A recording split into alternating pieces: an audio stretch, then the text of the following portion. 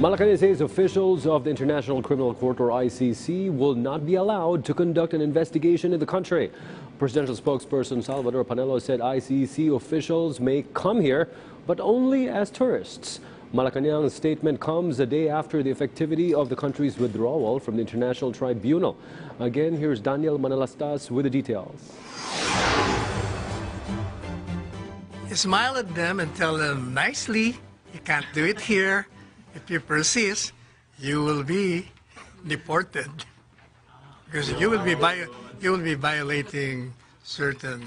That's how Malacanang responded to the possibility of the International Criminal Court going here personally in the Philippines to conduct an investigation with regard to the alleged extrajudicial killings that have obtained in President Rodrigo Duterte's 2.5-year all-out war against illegal drugs. Malacanang has reiterated that ICC has no jurisdiction over the Philippines to initiate a trial, let alone conduct a probe on the matter, prior to what President Duterte's critics.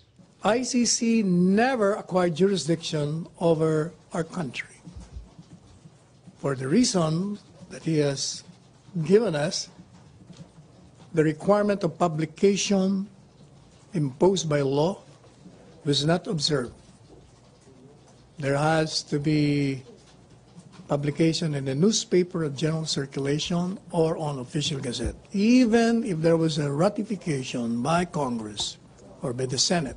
Therefore, if it does continue, it violates its own provision because there has been no preliminary investigation.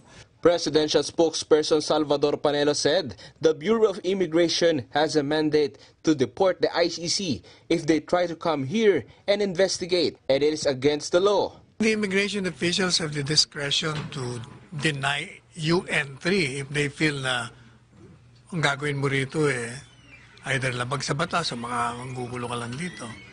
So immigration, yun kagad ang tinatanong pagpasok mo, what is your business here?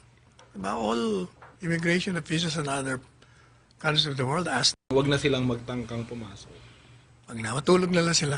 On the other hand, the palace blasted Law Asia for its malicious comments that the growing cases of alleged EJKs and the issue on the rule of law will have effect on the foreign investors. Panelo said this allegation is baseless compared to what the economic managers have claimed. Whoever said that should conduct more research of that.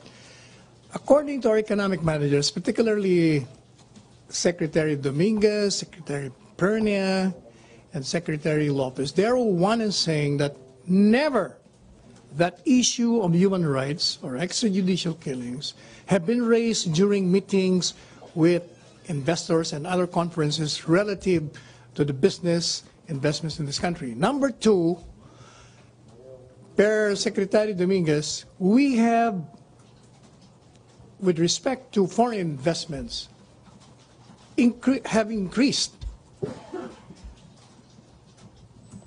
If you compare that to the previous administration, ang laki ng ating nakuhang investment. Daniel Manalastas for The Nation. Beyond the headlines, it's news with a different perspective. Before the day ends, For events that shape our views and impacts the world around us. we keep you up to speed. With Richmond Cruz and Charms Espina.